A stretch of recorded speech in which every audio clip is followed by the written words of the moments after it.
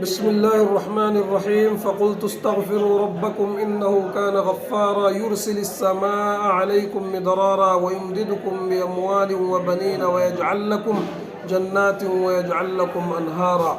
محترم احباب، اس آیت کے اندر اللہ تبارک و تعالیٰ نے استغفار کرنے اور معافی مانگنے کے تین اہم فوائد اور تین اہم نعمتوں کا تذکرہ فرمایا ہے۔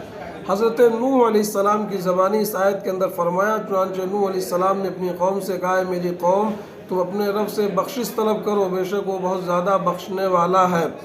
یرسل السماء علیکم مدرارا، تم بخشش طلب کرو گے تمہارے لیے آسمان سے موسلا دھار بارش نازل فرمائے گا، اور تمہیں اموال کے ذریعہ اور اولاد کے ذریعہ تمہاری مدد فرمائے گا، اور تمہارے لیے باغات اور نہریں جاری کرے گا، تمہارے لیے باغات پیدا کرے گا اور نہریں جاری کرے گا۔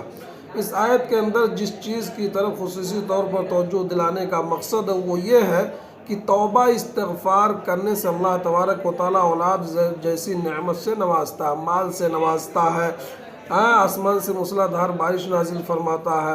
تو جو لوگ صاحب اولاد نہیں ہیں، جو لوگ اولاد کی نعمت سے محروم ہیں، ان کو چاہیے کہ اس رمضان کے جو گنتی کے چند ایام بچیں، اس میں اللہ تبارک و تعالیٰ کے سامنے توبہ استغفار کریں۔ توبہ استغفار کرنے سے اللہ تعالیٰ اولاد کی نعمت سے نوازے گا۔ اللہ تعالیٰ ہم سب کو عمل کی توفیق دے، آمین۔